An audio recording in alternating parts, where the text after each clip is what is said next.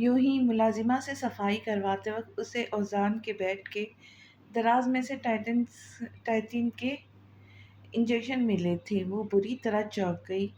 یہ تو زخموں کو خشک کرنے کے لیے پیشنٹس کو انجیکٹ کیے جاتے، مگر یہاں کون زخمی تھا؟ اس کا دل ڈوبنے لگا۔ دن بھر وہ اس کا انتظار کرتی رہی تھی، مگر اس کے آتے ہی کمرے میں گھس گئی تھی۔ اس کی سیلف ریسپیکٹ اوزان کو مخاطب تک کرنا گوارا نہیں کرتی تھی۔ جو اس نے اس کے ساتھ کیا تھا، اس کے بعد تو وہ سزا کا مستحق تھا، مگر اس کا دل بے چین ہونے لگا تھا۔ تمہیں ان انجیکشن کی ضرورت کیوں پڑی اوزان؟ اگلے چند منٹوں میں اس نے خود کو اس کے آگے کھڑا پایا۔ اوزان نے ٹھٹک کر اس کا چہرہ دیکھا، پھر کھانے میں مصروف ہو گئی۔ میں تم سے کچھ پوچھ رہی ہوں۔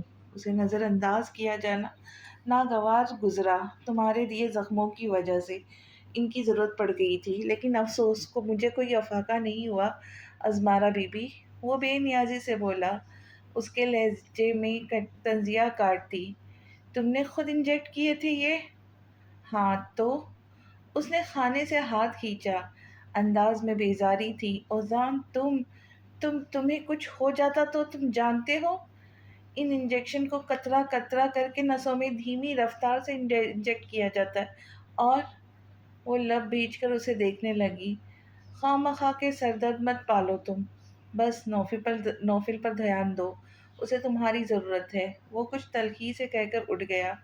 زمارہ اسے دیکھ کر رہ گئی۔ آدھے ادھورے سوالوں کے جواب ملے، وہ بھی فضول قسم کے۔ مارے تشویش اور پریشانی کے اس کا دماغ معوف ہونے لگا۔ شاطر نے اپنی چال چل دی تھی، اور کیا خوب چلی تھی۔ ٹھیک الیکشن سے ایک دن پہلے رات کے وقت انٹرنیٹ پر اس کی ویڈیو نے تہلکہ مچا دیا تھا۔ عوام سخت غصے اور اشتعال میں آ گئی تھی۔ فوٹیج میں وہ اپنی بیوی پہ چلا رہا تھا، اسے مار رہا تھا، اس کی فریبی بیوی، جو اس ویڈیو میں کسی مظلوم سے کم نہیں لگ رہی تھی، جس پر وہ ظالم جابر بنا ظلم کر رہا تھا۔ اس 4 سیکنڈ کی ویڈیو نے اس کی زندگی بھر کی کمائی گئی عزت، دولت، شہرت راکھ کا ڈھیر کر دی تھی۔ جتنی چٹپٹی کہانیاں اس واقعے کو لے کر میڈیا میں ہائی لائٹ کی گئی تھی، یہ معاملہ کسی سے پوشیدہ نہیں تھا۔ نئی نسل اور عوامی اکثریت اس کے خلاف متحد ہو چکی تھی۔ وہ ایسے لیڈر کیونکہ منتخب کرتے جو ایک بہروپیہ تھا، عوام کے سامنے کچھ اور اپنی نجی زندگی میں کچھ اور۔ پارٹی سمیت عوام کے سپورٹرز کا ایک کثیر حصہ نوجوانوں پر مشتمل تھا، جو اس کے ماننے والے تھے، چاہنے والے تھے، اسے آئیڈیلائز کرتے تھے، اسے سیاست کے میدان میں کامیاب دیکھنا چاہتے تھے۔ وہ سب کے خلاف مظاہرے کرتے سڑکوں پر نکل آئے تھے۔ اس کی تیزی سے بڑھتی سیاسی مقبولیت نے بہت سے دشمنوں کو جنم دیا تھا، جن کے پاس اسے نیچا دکھانے کا اب سنہری موقع تھا، اور وہ بھرپور فائدہ اٹھا رہے تھے۔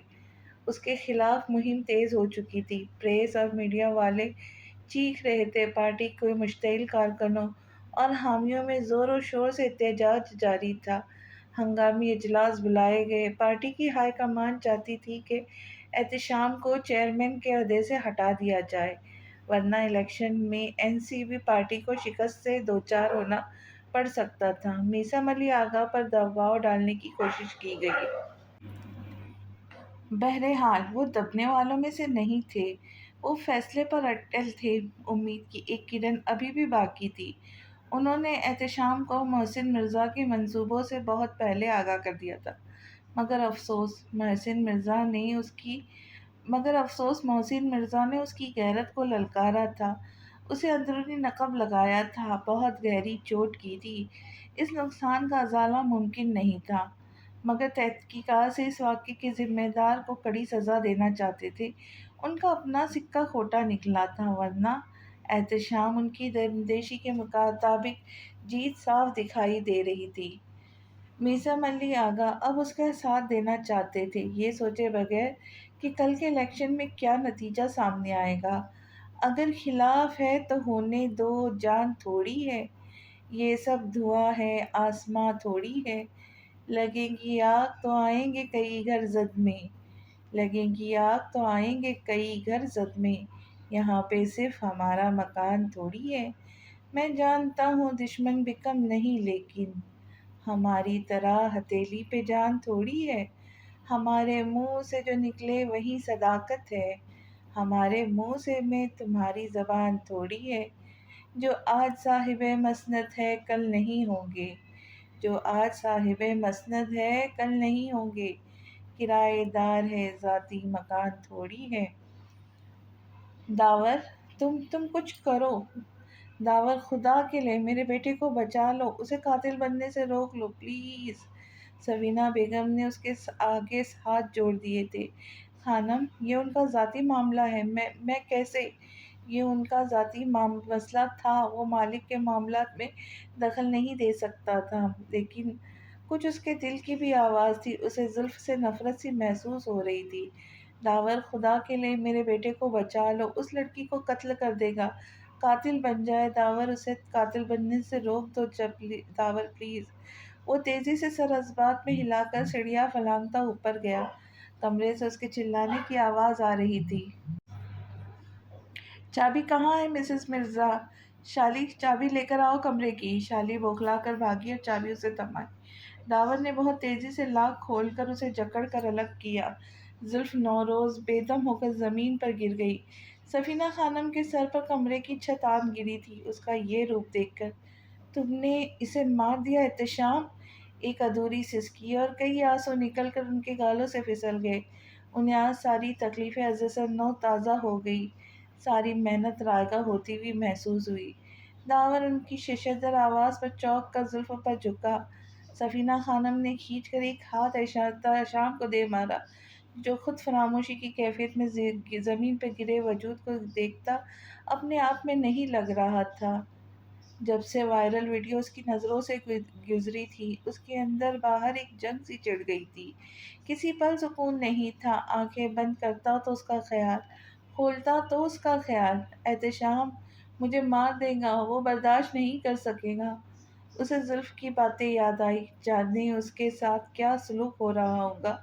ہر بار قدم اس کی طرف اٹھتے جنہیں وہ روک لیتا، مگر کب تک؟ وہ مجروح کیفیت کے ساتھ واپس لوٹا، اپنی لہو رنگ آنکھوں کے رگڑتے ہوئے اس نے سائیڈ دراز سے نیند آور گولیوں کی شیشی نکالی۔ اگر وہ حواسوں میں رہتا تو یقیناً زلف نوروز کو بچانے پہنچ جاتا، اس کی یہ حرکت معاملہ مزید بگاڑ سکتی تھی، اور یوں بیٹھے بٹھے اس کے دماغ کی شریانیں پھٹنے کو تھی۔ وہ کس حال میں ہوں گی، یہ سوچ سوچ کر اس کے اعصاب شل ہو چکے تھے۔ اس نے کئی گولیاں ہتھیلی پر انڈیلی اور نکل گیا، لائٹ آف کر کے تکیہ درست کر کے لیٹ گیا۔ اس کا ذہن آہستہ آہستہ غنودگی میں جا رہا تھا۔ آخری چہرہ جو اس کے سامنے لہرائے آج وہ زلف تھا۔ وہ حواس مختل ہو گئے۔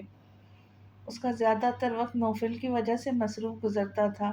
نوفل کے آنے سے اس کا دل بہل گیا تھا، اس کا دھیان اوزان سے مکمل طور پر ہٹ گیا تھا۔ ہاسپٹل سے وہ چند ماہ کے لیو پر تھی۔ اوزان باقاعدگی سے آفس جا رہا تھا، اس کے پوشیدہ زخم دھیرے دھیرے مندمل ہو رہے تھے۔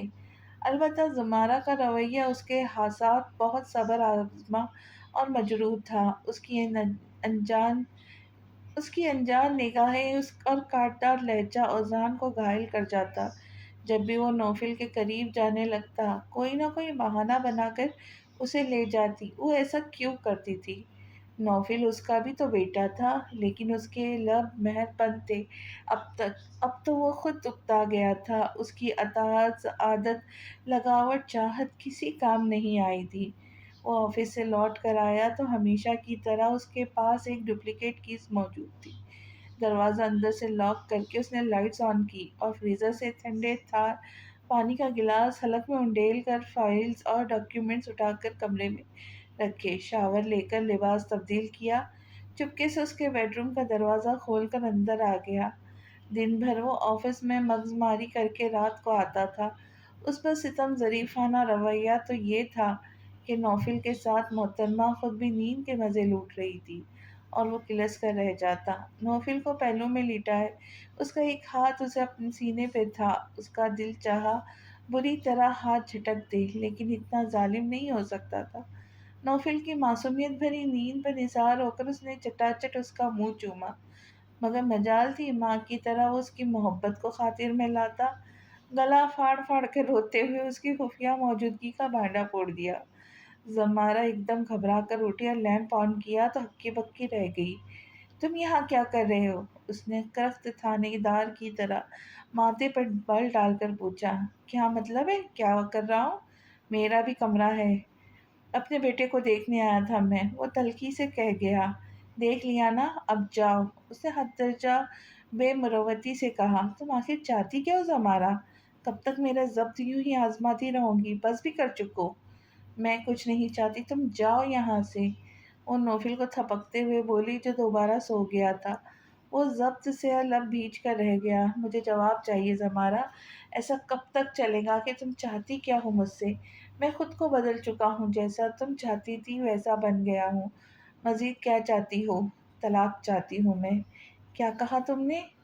اس کا دماغ پلوں میں گھوما، اس کا بازو دبوچ کر کھینچتا ہوا کمرے سے باہر لے آیا تھا۔ کیا کہہ رہی تھی تم؟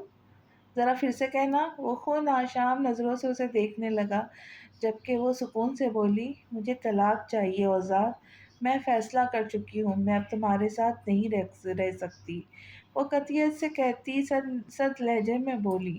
اوزان جہاں کا تہاں کھڑا رہ گیا۔ اس کی بے پناہ محبت کا یہ صلہ دے رہی تھی؟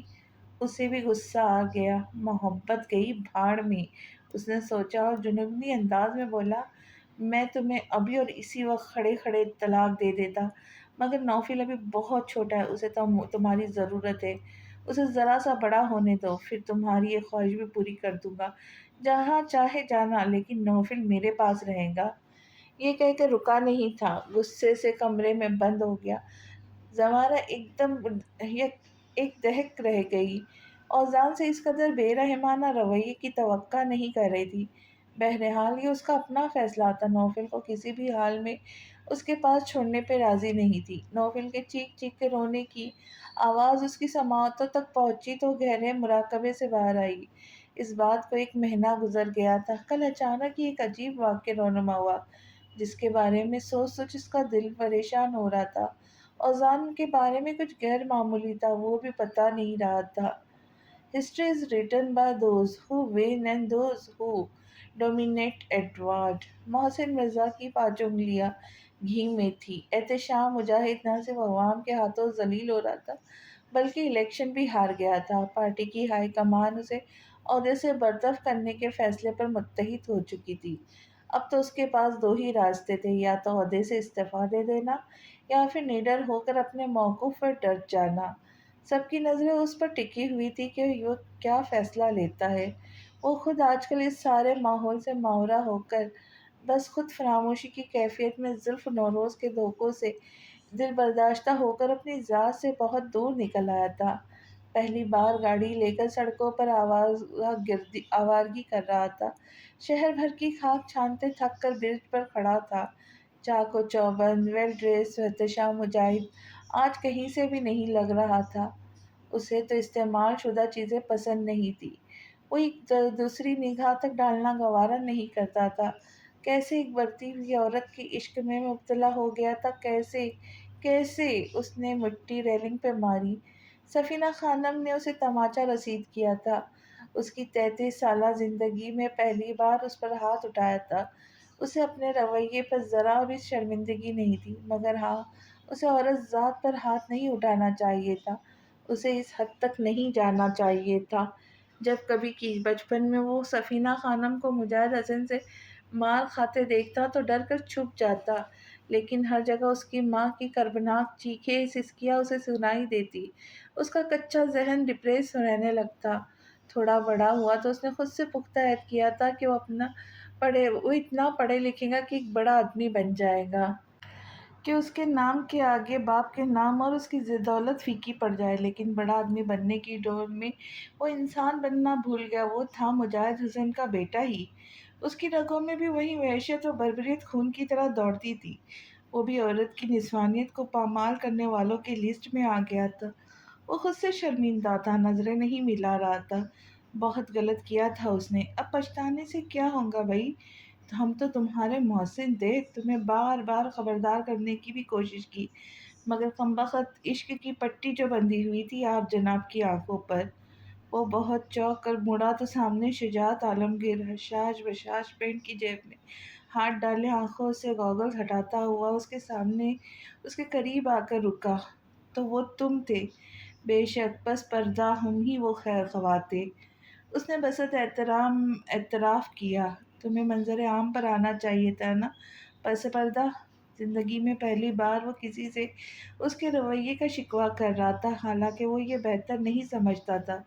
جو بھی تھا، مقصد صرف آپ کو بتانا ہی تباہی سے بچانا تھا۔ احتشام مجاہد، یہ لڑکی ایک تباہی ہے، مجھ سے پوچھو، میرا آج بھی خون کھولتا ہے۔ اس کی وجہ سے میرا دوست کہاں سے کہاں پہنچ گیا ہے۔ وہ بہت بدل گیا، اب پہلے جیسا نہیں رہا۔ برج کی ریلنگ کو تھامے وہ آنچ دیتے لہجے میں کہتا احتشام سے مخاطب تھا، مجھے تمہارے دوست سے یہ امید نہیں تھی کہ وہ اپنی معشوقہ کی شادی شدہ ہونے کے بعد بھی زوروں کا عشق لڑائے گا۔ اس کا انداز شجاعت عالمگیر کو پسند نہ آیا۔ میرا دوست جسے ایک بار چھوڑ دیتا اسے پلٹ کر بھی دیکھنا گوارا نہیں کرتا۔ یہ سراسر آپ کی وائف کی غلطی اور کچھ آپ کی بھی۔ ایسی منہ زور لڑکیوں کو ڈھیل نہیں دینی چاہیے۔ صحیح کہہ رہا تھا وہ، اب تو وہ بھی اس کی بات سے 100% متفق تھا۔ خیر میں چلتا ہوں، معذرت خواہ ہوں، ماضی میں آپ کی مسز کو تکلیف پہنچانے کا باعث بنا۔ کتنا اچھا ہوتا نا میں اسے مار ہی دیتا۔ وہ صفاقی اور بے باکی سے احتشام مجاہد کی آنکھوں میں دیکھ کر بولا اور آنکھوں پر چشمہ سجا کر پلٹ گیا، پھر کچھ یاد آنے پر رکا۔ مجھے بے حد افسوس ہوا کہ آپ الیکشن ہار گئے۔ اس بار واقعی دکھ کا اظہار کر رہا تھا، مگر احتشام مجاہد کی سماعتوں میں پگھلا ہوا سیسا انڈیل لیا تھا جسے وہ جہاں کے تہاں رہ گیا۔ شطرنج کی بساط پر سارے مہرے، سارے پیادے اس کے ہاتھ میں تھے۔ وہ جب چاہتا بازی پلٹ سکتا تھا، مگر رانی اس کے ساتھ چھوڑ رہی تھی۔ وہ ایک معمولی پیادے سے ہار رہا تھا۔ دل نشیں بوکھلائی ہوئی اس کے فلیٹ پہنچی تھی۔ وائرل ویڈیو دیکھنے کے بعد وہ خود کو روک نہیں سکی تھی۔ اسے پتا تھا تہران کو اس کی ضرورت ہوگی۔ وہ کب سے بے چینی سے دروازے پر بیل دیے جا رہی تھی، لیکن جواب ندارد۔ اسے بالآخر خوفزدہ ہو کر کچن کی کھڑکی کا شیشہ توڑ کر اندر داخل ہونا پڑا۔ تہران، تہران، کہاں ہو تم؟ اس کے قدم اور نظریں دونوں ہی کمرے کی چوکھٹ پر تھم گئی۔ تہران آدھا بیڈ پر آدھا زمین پر تھا۔ اس کے ہاتھ کی رو میں بھٹکتی نظر دواؤں کی شیشی پر ساکت ہو گئی۔ دل نشیں کا دل دھڑکنا بھول گیا۔ تہران! دلدوز چیخوں سے فلیٹ کے در و دیوار کانپ گئے۔ آنکھیں کھولو تہران، یہ کیا کر لیا ہے تم نے اپنے ساتھ؟ انجانے خوف کے تحت اس کا دل کانپ لگ گیا۔ اسے کھینچ کر سیدھا کرتے ہوئے ہوش میں لانے کی کوشش کی، پھر ازحد پریشانی سے ایمبولینس کو کال کرنے لگی۔ وہ مسلسل 2 گھنٹے سے رو رہی تھی۔ کیوں؟ اسے خود بھی معلوم نہیں تھا۔ وہ بس روئے جا رہی تھی۔ تہران کی باتیں سن کر اسے اپنی ذات سے نفرت محسوس ہونے لگی تھی۔ اس کا بھائی کتنا بے بس نظر آ رہا تھا، کتنا مجبور کر دیا اس نے اسے۔ جاتے ہوئے اسے دیکھا تک نہیں تھا، اس سے بات تک کرنا گوارا نہیں کیا تھا۔ یہ اس کا بھائی تہران تو نہ تھا، یہ تو کوئی اور ہی تھا۔ اس کی ملول و مجروح نگاہیں اسے دل پر خنجر چلا رہی تھی۔ تہران کا رویہ بالکل بجا تھا۔ اس کی ایک غلطی نے اس کی زندگی کا سکون تہس نہس کر دیا تھا۔ وہ اسی رویے کی حقدار تھی، اب شاید وہ اسے معاف نہیں کرے گا۔ جب شجاع نے کمرے میں قدم رکھا تو اس کی سسکیاں عروج پر تھیں۔ وہ پہلے ہی ڈسٹرب تھا، اس کی وجہ سے خفت میں مبتلا ہو گیا۔ وہ ابھی تک ولیمے کے ڈریس میں ملبوس تھی۔ اس کی خوبصورت آنکھیں رونے کے باعث سرخ ہو گئی تھی اور میک اپ تو کب کا مٹ چکا تھا۔ وہ نظر انداز کر کے واش روم چلا گیا۔ ٹھنڈا پانی سر پہ پڑا تو اس کے حواس ٹھکانے پہ آنے لگے۔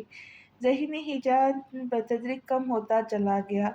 وہ ابھی تک رونے میں مصروف تھی۔ شجاع نے اسے کوہنی سے تھامے اٹھایا، صوفے پہ بٹھا کر پانی کا گلاس اس کی طرف بڑھایا۔ مجھے نہیں پینا پانی، تم جانتے تھے تہران بھائی زندہ ہے، پھر بھی تم نے مجھے نہیں بتایا۔ اس کی آنکھوں کے سوال کو پڑھ کر وہ سرد لہجے میں بولا، میں تمہیں کیوں بتاتا؟ یہی تو میرا انداز ہے، میں ایسے ہی لوگوں کو ایموشنلی ٹارچر کر کے اپنا بدلہ لیتا ہوں۔ اس کا دھیما لہجہ بے حد سرد تھا، ہر قسم کے جذبات سے عاری۔ ایلف اس کی صفاقی پر ساکت رہ گئی۔ وہ اٹھنے لگا تو اس نے غصے سے اس کی کوہنی کھینچی۔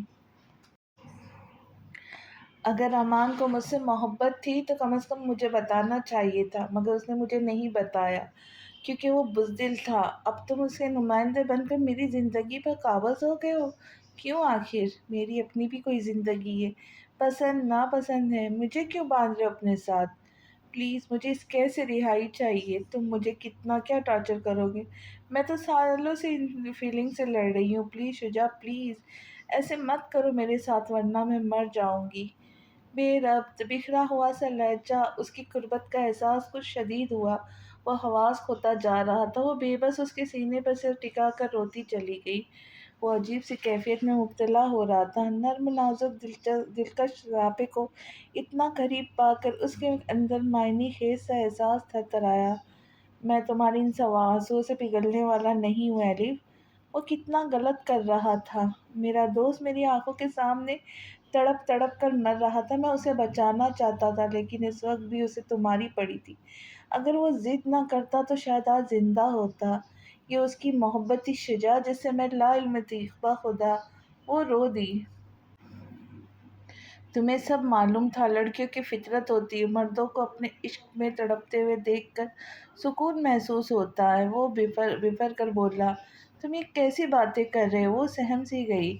اتنی بھی کوئی مشکل باتیں نہیں کر رہا کہ تم سمجھ نہ سکو، اور ایک بات کان کھول کر سن لو، ساری عمر اسی طرح سسک سسک کر مروں گی مگر مجھ سے رہائی نہیں پا سکوں گی۔ وہ اس کا ہاتھ جھٹکتا ہوا بولا اور اٹھ کر بیڈ پر چلا گیا۔ اس نے قرب سے آنکھیں مینچ لی، پھر وہ ساری رات نہ سو سکی۔ وہ سنگ دل بنا اوندھے منہ بیڈ میں سر دھسائے سوتا بنا تھا۔ ہاسپٹل کی راہداری میں پریشانی سے چکر کاٹتے کاٹتے اس کے اعصاب شل ہو گئے تھے۔ ڈاکٹر کو دیکھ کر فوراً لب کی، کیسا ہے میرا دوست؟ آپ کے دوست کو برین ٹیومر ہے، اسے یہ حرکت بہت مہنگی پڑ سکتی ہے۔ بہرحال آپ اسے وقت پر لے آئیے۔ اچھا کیا، آئے میرے ساتھ، آپ سے کچھ ڈسکس کرنا ہے۔ وہ سانس لینا بھول گئی۔ Brain tumour? اس کی حلق میں آواز تک نہ نکلی۔ جان لیوا خبر سن کر اس کے حواس مخل ہو گئے۔ یہ کیسے ہو سکتا ہے؟ یہ نہیں ہو سکتا، نہیں ہو سکتا۔ اپنا وجود پاتال میں گر کر لاپتہ ہوتا محسوس ہوا تھا۔ سنبھالیے خود کو، آپ کا دوست پچھلے 2 سال سے اس بیماری کا شکار ہے۔ اس کے سوچنے سمجھنے کی صلاحیت مفلوج ہو کر رہ گئی تھی۔ کیا تہران خود یہ بات جانتا تھا؟ وہ ساکت سے ڈاکٹر کو سن رہی تھی، جس کے صرف لب ہلتے دکھائی دے رہے تھے۔ ایک دم اس کے قدموں نے اس کا ساتھ چھوڑ دیا، آنکھوں کے سامنے اندھیرا چھا گیا۔ وہ لڑکھڑا کر گری اور ڈاکٹر بوکھلا کر اپنی نشست سے اٹھا۔ آج کے واقعے سے کیا سیکھا تم نے سیوک؟ میثم علی آغا نے ڈی پیرس کے ملازموں کو انجام تک پہنچا کر گن سیوک کی طرف اچھالی۔ وفاداری شرط ہے، خس خم جہاں پاک، اٹھاؤ ان سب کو۔ میثم علی آغا نے ہاتھ پوچھتے ہوئے حکم صادر کیا۔ سرکار، چیئرمین صاحب آئے ہیں۔ ملازمہ نے کمر کو خم دے کر آگاہ کیا۔ اسٹڈی میں بٹھا۔ وہ سیوک کو آنکھوں سے اشارہ کیے جانتے بنے۔ آئی ایم سوری دادا، میں نے ماسک کو ہار دیا۔ ہم ہار گئے، جیسے کوئی مجرم اعتراف کر رہا تھا۔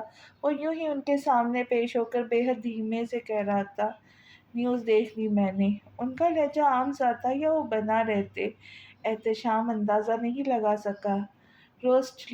Worst ruler is one who can not rule himself. دادا کا لہجہ سخت سرد تھا۔ وہ سرتاپا گہری نظر سے اس کا جائزہ لیتے ہوئے بولے، جو بکھرا بکھرا سا کوئی اور ہی احتشام لگ رہا تھا۔ میں نے سنا ہے تم نے اپنی بیوی پر ہاتھ اٹھایا تھا۔ بہت شرم کی بات ہے احتشام مجاہد۔ اس نے بے ساختہ سر اٹھا کر دیکھا تو وہ احتشام مرزا سے مجاہد ہو گیا تھا۔ ہاں، کیونکہ اس نے حرکت ہی ایسے کی تھی۔ اس نے خود ہی سوال کا جواب اخذ کیا۔ میں خود اپنے قابو میں نہیں رہا تھا دادا، جب میں نے وہ ویڈیو دیکھی۔ میں بہت شرمندہ ہوں۔ وہ ہارے ہوئے انداز میں بولا تو دادا کا دل پسج گیا۔ آؤ بیٹھو، بیٹھ کر بات کرتے ہیں۔ وہ مرکزی کرسی پر بیٹھ گئے۔ کیوں ہاتھ اٹھایا تم نے اس پر؟ وہ اسی کی حقدار تھی دادا، اس نے زہر خندی سے کہا۔ پھر تو تمہاری ماں بھی ایک چماٹ کی حقدار ہے، کیونکہ وہ بھی مجاہد کی نکاح میں ہونے کے باوجود فہیم مرزا سے محبت کرتی تھی۔ بے شک وہ دونوں بہت پہلے سے اس جذبے میں گرفتار تھے، مگر دادا کے مگر پر اس نے سر اٹھایا تھا۔ اب وہ سارے جذبے ایک طرف رکھ کے حقیقی روح سے اس معاملے کو پرکھ رہا تھا۔ دماغ تانے بانے بننے لگا۔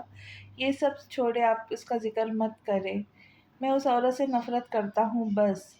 جتنی بھی حماقتیں کر لو خود کو یا مجھے، تم اس لڑکی سے دور نہیں جا سکو گے، تم اپنی محبت سے دور نہیں جا سکو گے۔ یہ بہت باغی جذبہ ہے بیٹا، تم خود سے لڑ پڑو گے۔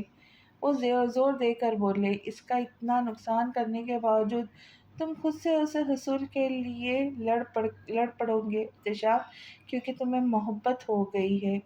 وہ بغور دادا کو دیکھ اور سن رہا تھا۔ The opposite of love is not hate, it is indifference۔ تم مجھ سے نفرت کر ہی نہیں سکتے، یہ نفرت کا جذبہ محض وقتی ہے۔ جب بدگمانیوں کی دھند چھٹ جائے گی تو تمہارے دل اس کی چاہ کرنے لگیں گے اور قدم پھر سے دل کی تقلید میں اٹھتے چلے جائیں گے۔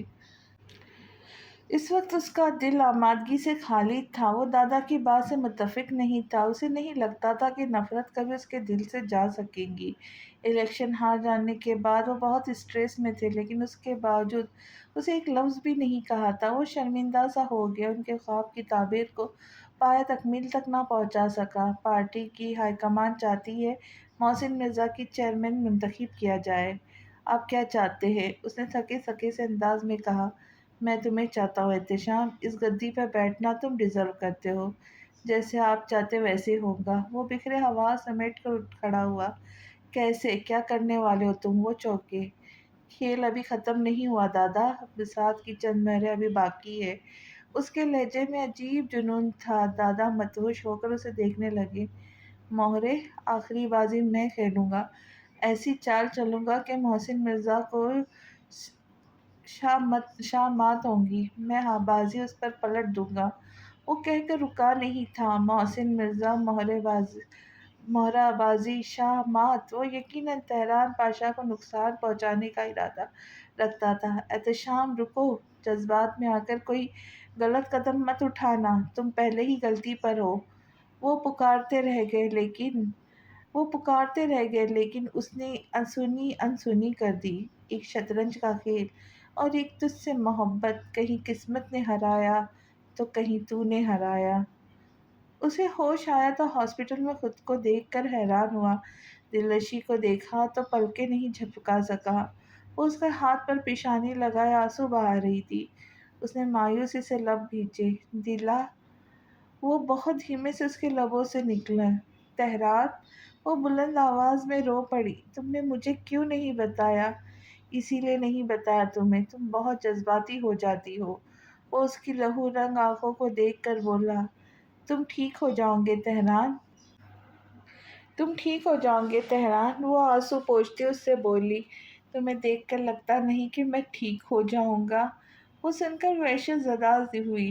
ایسے مت کہو، ایسے سوچو بھی مت پلیز۔ وہ پھر سے سسک اٹھی تھی۔ وہ چند لمحے خالی نظروں سے چھت کو تکتا رہا۔ کتنی محبت کرتی ہو تم مجھ سے؟ بڑا عجیب سوال کیا تھا اس نے۔ اس کے آنسو گواہ تھے کہ اس کی محبت کی کوئی حد نہیں تھی۔ کاش زلف نوروز میری زندگی میں نہ آتی تو تم میری پہلی اور آخری محبت ہوتی دلنشیں۔ تہران نے ہاتھ بڑھا کر اس کے آنسو پوچھنے تو اس نے کرب سے آنکھیں مینچ لی۔ ماضی کے بارے میں سوچ سوچ کر خود کو تکلیف مت دو تہران، اپنے کل کے بارے میں سوچو۔ وہ اس کا ہاتھ پکڑ کر بولی۔ میرا کوئی کل نہیں ہے دلنشیں، میرے پاس بس آج ہے، صرف آج۔ دلنشیں تڑپ گئی۔ تم ہمیشہ ایسے کرتے ہو، ہمیشہ میرا دل دکھانے والی بات کرتے ہو۔ تمہیں کبھی میرا خیال نہیں آتا، کبھی تم میرے بارے میں نہیں سوچتے۔ وہ ناراضگی سے روتی ہوئی کہتی چلی گئی۔ تہران کو آج اپنی یہ دوست بہت پیاری لگی تھی۔ وہ مسکرا دیا۔ دلنشیں سے مزید ضبط نہ ہو سکا۔ وہ اٹھی اور رخ موڑ کر کھڑکی کے قریب چلی گئی۔ اس کا دل چاہ رہا تھا دہاڑے مار مار کر روئے۔ وہ تقدیر کے اس مذاق پر حیران اور پریشان تھی۔ کیا وہ دوسرا دوست بھی کھو دے گی؟ صبح اس کی آنکھ کھلی تو وہ فریش سا آئینے کے سامنے کھڑا تھا۔ الف نہ چاہتے ہوئے بھی اسے دیکھنے لگی۔ اس کا مضبوط لمبا چوڑا سراپا غضب کی مردانگی سمیٹے ہوا تھا۔ بلا شبہ وہ کسی بھی لڑکی کے خوابوں کا شہزادہ ہو سکتا تھا۔ سنگ دل انسان، اس نے سوچا اور اپنا کراؤن ڈریس سنبھالتی اٹھی اور شاور لے کے چینج کر کے پھر وہیں صوفے پہ ڈہ گئی۔ اس کا سر درد سے پھٹا جا رہا تھا۔ کل رات سے اس نے کچھ نہیں کھایا تھا، اوپر سے تہران کا اجنبی لہجہ یاد کر کے اس کی آنکھیں نئے سرے سے بھیگ گئی۔ ناشتے پہ چلو، اور نیچے موم اور دادی آئے ہوئے جو کچھ دنوں تک یہیں رہیں گی۔ بہتر ہوگا تم اپنا رویہ ان کے ساتھ درست کر لو۔ اس نے انسنی کر دی۔ وہ ضبط کرتے ہوئے دونوں ہاتھ صوفے پہ جما کر اس پر جھکا۔ میں تم سے بات کر رہا ہوں الف، اگر تمہیں میرا کوئی احساس نہیں تو میں تمہاری بات مانوں وہی کروں گی جو میرا دل چاہے گا۔ وہ تڑک کر بولی تھی۔ مجھے مجبور مت کرو الف، اس نے دانت پیسے۔ مجبور تو تم نے کر دیا ہے مجھے، چاہوں بھی تو اس پچھتاوے سے ساری عمر پیچھا نہیں چھڑا سکتی۔ کتنی مشکل سے میں نے اپنے آپ کو سمیٹا تھا۔ یہ سب تمہاری وجہ سے ہوا ہے، تمہارا پچھتاوا وجہ ہے۔ اس کا الجھا ہوا لہجہ نامعلوم سی تپش لیے ہوئے تھا۔ یہ سب ایک حادثہ تھا شجاع، میں نے کب سوچا تھا امان وہاں آ جائے اور مجھے جانے پہ مجبور کر دے گا۔ میں بہت ڈر گئی تھی۔ اس کے انداز میں معصومیت تھی۔ اگر تم اتنا ہی ڈر گئی تھی تو عدالت میں کیوں نہیں آئی سب جب تمہاری ضرورت تھی؟ تمہارے ایک بیان سے کیس ہمارے حق میں ہو سکتا تھا، تہران کی زندگی برباد ہونے سے بچ جاتی، امان کے قاتلوں کو سزا ملتی۔ اس شخص نے مجھے بلیک میل کیا تھا۔ اگر میں عدالت میں بیان دینے جاؤں گی تو بہت برا ہوگا میرے ساتھ۔ کس شخص نے؟ وہ حیران ہوا۔ جمشید نامی شخص نے۔ اس کی ہچکیاں بن گئی۔ اس نے ایک دم تیش میں آ کر اس کی گردن سے بال مٹھی میں لیے۔ نکلا نہ تم بھی اپنے خودغرض بھائی کی خودغرض بہن؟ اس نے بھی اپنی محبت کو بچا لیا اور امان کا ایک بار بھی نہ سوچا، اور تم نے صرف اپنے بارے میں سوچا۔ میں ڈر گئی تھی، وہ سسکی۔ بکواس بند کرو، وہ چیخا اور گرفت خود بخود تنگ ہو گئی۔ مجھے جھوٹ بولنے والوں سے سخت نفرت ہے۔ اس کی گھسیلی سانسوں کی تپش سے الف کو اپنا چہرہ جھلستا ہوا محسوس ہوا تھا۔ اس کی ہچکیاں بند گئی تھی۔ شجاع نے حواس کھونے سے پہلے اسے چھوڑا اور کمرے سے نکل گیا۔ وہ احتشام کی شکست کا افسانہ سن کر قہقہہ لگا کر ہنسا اور ہنستا ہی چلا گیا۔ ایزل کی آنکھوں میں آنسو دیکھے تو تھم گیا۔ تم بتاؤ ایزل، کیسا لگتا ہے جس شخص پر ہم ساری زندگی اپنے جذبات کسی سرمایہ کی طرح انویسٹ کریں اور عین موقع پر ہمیں پتہ چلے ہمیں شدید نقصان ہو گیا، ہم نے گھاٹے میں ہیں، ہم نے غلط شخص پر انویسٹ کیا، ہماری کیا حالت ہوگی جب وہ ساری امیدیں ٹوٹ کر کرچی کرچی ہو جائے، ہماری محنت رائگاں ہو جائے، ہمارے ہاتھ کچھ نہ آئے۔ اس نے نمناک آنکھیں اٹھا کر ایزل کو دیکھا۔ میں نے تو کبھی آپ کو احتشام بھائی سے جدا نہیں سمجھا فرات بھائی۔ اس نے ہاتھ بڑھایا تو سلاخوں کو چھوڑ کر سرعت سے پلٹ گیا۔ تم اچھی طرح جانتی ہو میں کس شخص کی بات کر رہا ہوں۔ اس نے اپنی آنسو چھپاتے ہوئے شکوہ کیا تھا۔ فرات بھائی پلیز سنبھالیں خود کو، بابا اس وقت بہت پریشان ہیں، احتشام بھائی کو بہت نقصان ہوا ہے، آپ بھی جیل میں ہیں، بابا کی مارکیٹ ویلیو بھی تیزی سے گر رہی ہے، اس وجہ سے پریشان ہے۔ میں آپ سے وعدہ کر رہی ہوں آپ کے یہاں سے نکلنے کا سب ٹھیک ہو جائے گا، پلیز کوآپریٹ کریں فرات بھائی، پلیز وکیل صاحب کو سب کچھ بتا دیں، یہ جو بھی آپ جانتے، اس سے وہ آپ کو بچا سکیں گے۔ تم وکیلوں کی طرح جرح بہت کرتی ہو۔ وہ خود کو کمپوز کرتے ہوئے پلٹا اور بولا، سچ میں اپنے بھائی کو بچانا چاہتی ہوں، اللہ قسم۔ اس نے منڈی ہلائی تو بے ساختہ ہنس دیا۔ اس ایڈریس پہ جاؤ اور لڑکی جس کا نام کاشفا ہے اسے یہاں لے کر آؤ، کسی بھی طرح کنونس کرو لو۔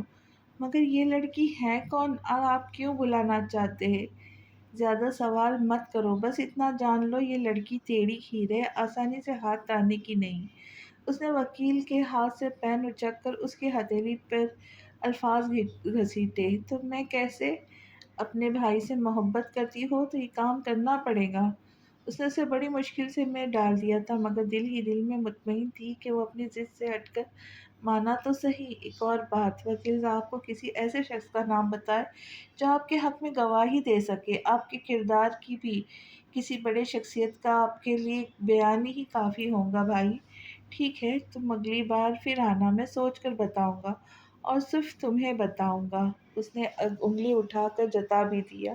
پاس کھڑے وکیل صاحب کو وہ کب سے یوں اگنور کر رہا تھا جیسے یہاں موجود ہی نہ رہا۔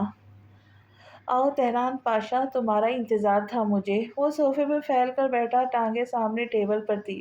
اسے دیکھ کر بے قابو ہونے لگا تو سختی سے مٹھیاں بھیج لی۔ ہر سوال کے دو جواب ہوتے، پہلا جو سچ ہوتا ہے، دوسرا جو معقول یا قابل تسلیم جواب ہوتا ہے۔ تمہارے پاس کیا جواب اور جواز ہے میری بیوی سے عشق لڑانے کا؟ گن کو پیشانی پہ دھیرے دھیرے وہ مارتا ہوا اس کی طرف متوجہ ہوا۔ تم جاؤ دلنشیں، تم دیکھ نہیں رہے اس کے ہاتھ میں گن ہے؟ وہ گھبرا کر بولی۔ میں ہینڈل کر لوں گا، تم جاؤ۔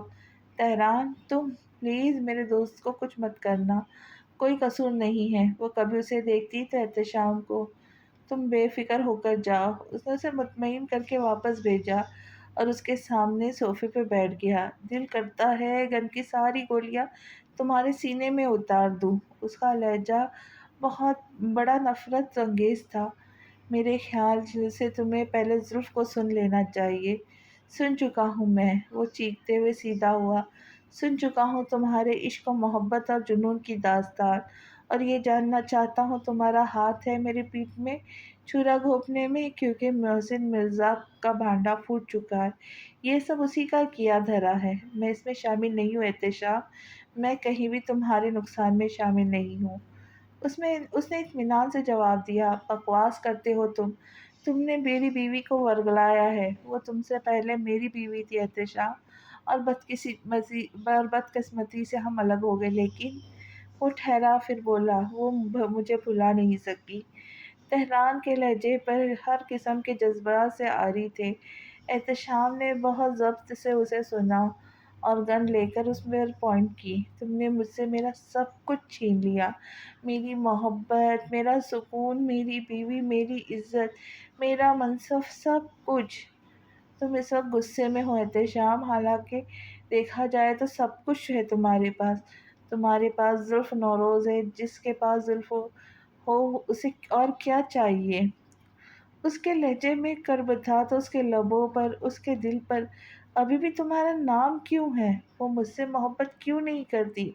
میری طرف کیوں نہیں دیکھتی؟ وہ زخمی انداز سے چیخ رہا تھا۔ تہران نے اذیت سے آنکھیں بند کر لی۔ اس کے پاس کوئی جواب نہیں تھا۔ وہ یہ سب تمہیں بھڑکانے کے لیے کر رہی ہے تاکہ تم اسے چھوڑ دو اور وہ میرے پاس آ جائے۔ اس بات پر بھی تم نے ہی اکسایا ہوگا۔ میں اس سے محبت نہیں کرتا، اسے چھوڑ چکا ہوں احتشام۔ زلف صرف تمہاری اور تمہاری رہیں گی۔ اس کی آنکھیں لفظوں کا ساتھ نہیں دے رہی تھی۔ جھوٹ بول رہے ہو تم، بکواس کر رہے ہو۔ وہ دہاڑا تھا، اس نے شوبز تہس نہس کر دیے۔ تہران نے لب بھیج لیے۔ آئی ول کل یو۔ اس نے سیفٹی کیچ ہٹاتے ہوئے گن اس کے سینے پہ رکھ دی۔ مجھے برین ٹیومر ہے، میرے ڈاکٹرز کہتے ہیں میں کچھ دنوں کا مہمان ہوں، اگر تم ایسا کرو گے تو تمہاری عنایت ہوگی مجھ پر۔ بکواس کر رہے ہو تم، سب ہمدردی بٹورنے کے طریقے ہیں تمہارے۔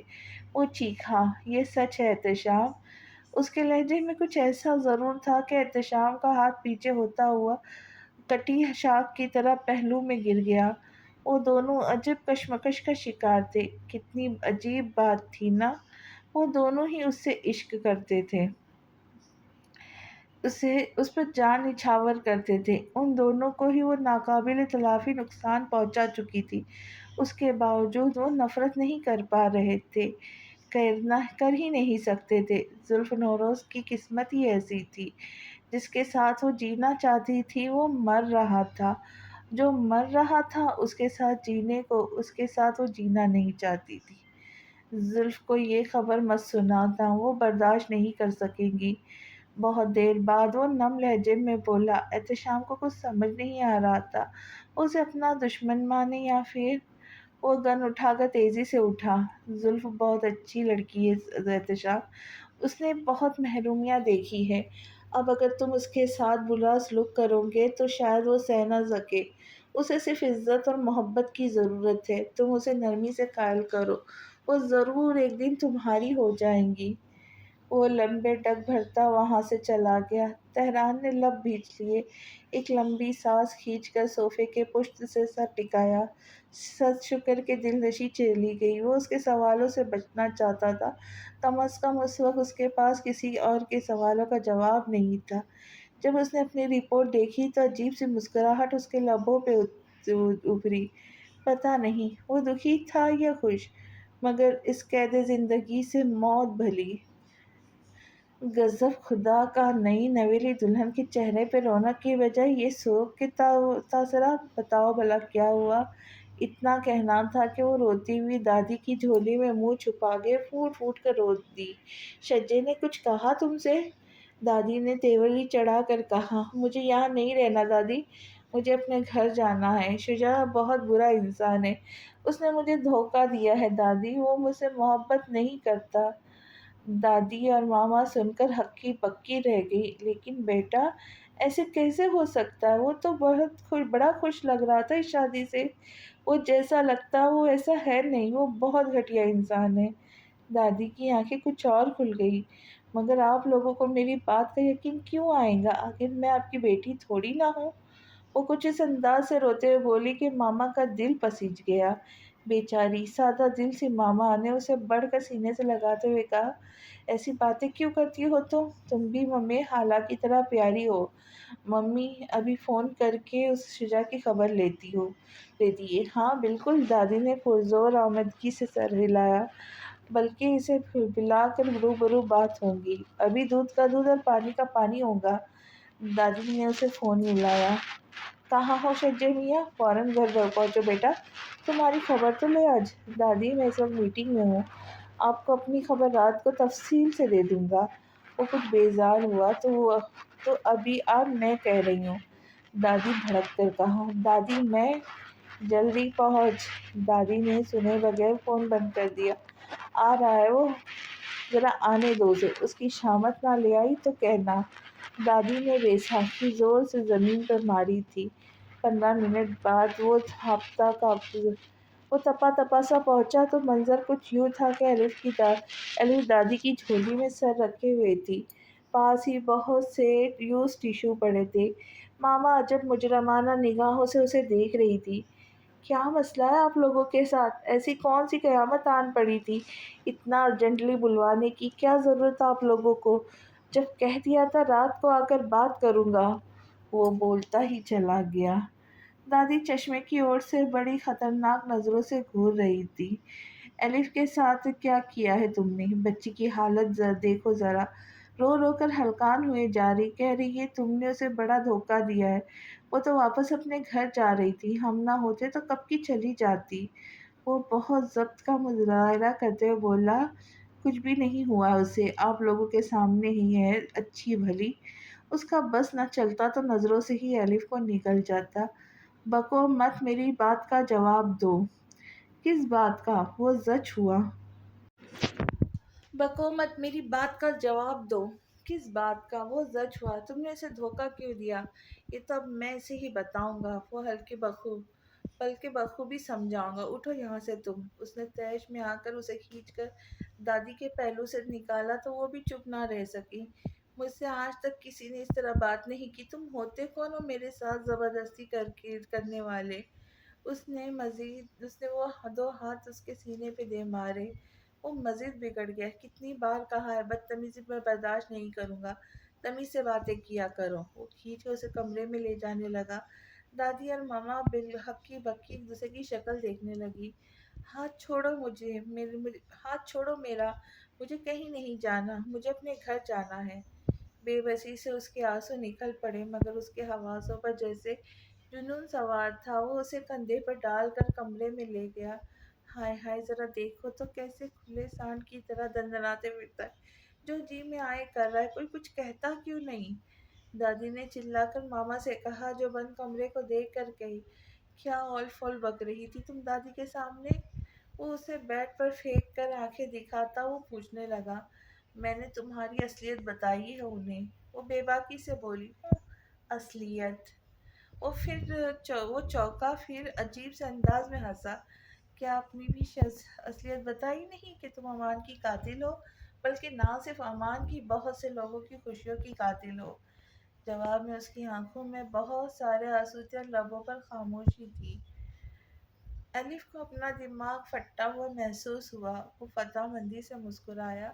وہ حواس کھو رہی تھی کہ ایک دم بیڈ پر گر گئی۔ وہ گھبرا کر اس سے دور ہوا۔ تاشفا کو اپنے سامنے دیکھ کر گویا اسے سانپ سونگھ گیا تھا۔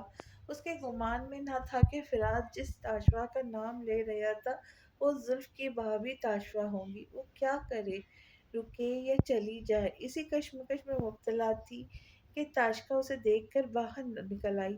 ہائے، تم آئزل ہو نا، آئزل مجاہد، احتشام کی بہن؟ وہ طیارانہ گویا ہوئی۔ ہاں جی، میں آئزل ہی ہوں۔ اس نے کنفیوز ہو کر انگلی مروڑی۔ اندر آؤ نا، اسے خوشدلی سے آفر کیا۔ نہیں تاشفا جی، دراصل میں آپ ہی سے بات کرنے آئی تھی، مگر سمجھ نہیں آ رہا کہاں سے شروع کروں۔ اس نے پیشانی پر ہاتھ پھیرا۔ کیا کہو، کیا بات ہے؟ وہ سینے پر ہاتھ باندھے ہما تنگوش تھی۔ دراصل فرات بھائی چاہتے ہیں کہ آپ… وہ ایک دم ہتے سے اکھڑی، بات کاٹ کر تیزی سے بولی، میں اس شخص کے متعلق ایک لفظ بھی نہیں سننا چاہتی۔ Aizal, I am sorry, please go from here. Tashfa ji please try to understand, Furat بھائی ایک کیس میں بہت بری طریقے سے پھنس گئے، آپ سے ملنا چاہتے، ایک بار ان سے مل لے۔ تاشفا جی، یہ تو اچھا ہی ہوا، برے کاموں کا انجام برا ہی ہوتا ہے۔ اس کا لہجہ از حد کڑوا تھا۔ ایزل کی آنکھوں میں آنسو آ گئے۔ اسے کہاں لوگوں کو ڈیل کرنا آتا تھا۔ وہ تو تلخ لہجے سہنے کی عادی نہ تھی۔ اسے رونا آ جاتا تھا۔ دیکھو آئزل، تاشفا کچھ نرم پڑ گئی، اس لڑکے سے میرا کوئی ناطہ نہیں ہے، بلکہ اس کی وجہ سے میں لوگوں کی نظروں میں مشکوک ہو رہی ہوں۔ پلیز اسے سمجھاؤ، مجھ سے شادی کی ضد چھوڑ دے۔ آئزل کی آنکھوں میں آنسو منجمد ہو کر رہ گئے۔ اسے شادی کی بات سن کر شدید شوق لگا۔ تاشفا کہہ کر واپس پلٹ گئی تھی۔ آئزل بند دروازے کو خالی ذہن کے حلم میں گھورتی رہی تھی، پھر پلٹ گئی۔ تو کیا بابا فرات بھائی کے درمیان جھگڑا اس بات کو لے کر تھا یا بات کچھ اور تھی؟ اچانک اسے کا پیر کسی چیز میں اٹکا اور وہ گر جاتی کہ ایک مضبوط بازو نے اسے تھام کر سیدھا کیا۔ تم یہاں؟ امن حیران ہی تو رہ گیا تھا۔ اس کی نگاہ پھسلتی ہوئی اپنی شرٹ پر رک گئی جو ایزل کے قدموں میں تھی۔ ابھی بھی اس کی گرل فرینڈ کے ساتھ ایک زبردست جھگڑا ہوا تھا۔ اس بیوقوف لڑکی نے اس کے سارے کپڑے بالکنی سے نیچے پھینک دیے تھے جنہیں وہ کچھ حد تک سمیٹ چکا تھا۔ آپ یہاں؟ ہاں میں مطلب… وہ اپنا دماغ پر زور ڈالنے لگی۔ What happen? تم گمسم سی لگ رہی ہو، اور یہاں کیسے؟ راستہ بھٹک گئی؟ اس نے ایک ساتھ کئی سوال کر دیے۔ تم وہی ہو نا؟ اس نے ذہن پر زور ڈال کر اس کا نام یاد کرنے کی کوشش کی۔ میں وہی نہیں، امن ہوں، امن مرزا، ڈیئر کزن۔ اس نے ہنستے ہوئے قدرے اپنائیت بھرے جو لہجے میں بتایا تو زبردستی سے مسکرائی۔ ویسے تم نے بتایا نہیں، یہاں کیا کر رہی تھی؟ امن کو اچنبھا ہوا۔ میں کسی فرینڈ سے ملنے آئی تھی۔ اس نے اٹک اٹک کر معقول سا جواب تراشا۔ اندر چلو، تمہیں کچھ کھلاتا پلاتا ہوں، اف یو وانٹ۔ اس نے کانفیڈنٹ سے کہا۔ بلا شبہ یہ کانفیڈنٹ تہران پاشا کی بدولت آیا تھا۔ وہ خاصا سگڑ ہو چکا تھا اس کی صحبت میں۔ نہیں، پھر کسی وقت صحیح بھی، ابھی لیٹ ہو رہی ہوں۔ آئزل کو اس کی پرکشش نگاہیں بلا وجہ ہی ڈسٹرب کرنے لگی۔ جیسے تمہاری مرضی۔ وہ اسے روکنا چاہتا تھا، پر وقت کچھ نہ سوجا تو کندھے اچکانے پر اکتفا ہوا۔ وہ ٹرانکولاز کے ذریعے اثر جانب کب سے تھی۔ جیسے جیسے اثر زائل ہو رہا تھا اس کے چہرے پہ تکلیف زدہ تاثرات ابھر رہا تھا۔ تہران پاشا کے ملنے کے بعد احتشام یہاں آتا، ورنہ اس کی شکل دیکھنے کا روادار نہیں تھا۔ ٹاپ گھما کر ابھی داخل ہو رہا تھا کہ اس کی آنکھ کھل گئی۔ میرے پاس مت آنا، وہیں رک جاؤ، اسے دیکھ کر نکاح سے بولی اور ڈریپ کھینچ کر اترنے لگی۔ Yes, she is 3 weeks pregnant mister Ehtesham. Ehtesham کی سماعتوں پر بم پھٹا۔ اس نے پھٹی پھٹی آنکھوں سے پلٹ کر زلف کو دیکھا جو شاید خود بھی اس بات سے انجان تھی۔ Take care of her. اس کے لبوں سے مشکل آواز ہوئی۔ وہ ڈگمگاتے قدموں سے چلتا ہوا ہاسپٹل روم سے نکلا۔ اس کی دن بدن بڑھتی سنجیدگی اکھڑے مزاج کے باعث اب وہ دل ہی دل میں غیر معمولی طور پر کھینچی جا رہی تھی۔ اوزان ایک دم سے اس سے لاتعلق ہو گیا تھا۔ وہ اس کی لپکتی نگاہیں نوٹس کر کے بھی نظر انداز کر دیتا تھا۔ اسے اب کوئی توقع نہیں رہی تھی۔ وہ خود پر قابو پانے کے لیے لائحہ عمل تیار کر چکا تھا۔ اب اسے صرف نوفل کی فکر تھی۔ وہ یوں ہی اس کے کمرے میں چلی آئی۔ دل میں انجانے خوف سما گئے۔ وہ اس کے کمرے کی تلاشی لینے لگی۔ کبرڈ کی دراز سے اسے رپورٹس ملی جنہیں دیکھ کر وہ دنگ رہ گئی۔ یہ تو لیور ٹرانسپلانٹ کی رپورٹ ہے۔ اس کا کلیجہ حلق میں آ گیا۔ وہ گھٹی گھٹی چیخوں سمیت بے جان ہوتے قدموں سے بیڈ پر گر گئی۔ اب ملتے ہیں اگلی قسط میں جاننے کے لیے کیا زلف کو احتشام معاف کر دے گا یا دونوں کے بیچ میں تہران اور زلف کے بیچ میں سے ہٹ جائے گا؟ کیا ہوگا جب اوزان کی بیوی کو اوزان کا راز پتہ چلے گا؟ تو یہ سب جاننے کے لیے ملتے ہیں اگلی قسط میں۔ تب تک کے لیے خوش رہے، خوشیاں بانٹے، دعاؤں میں یاد رکھے۔ اللہ حافظ۔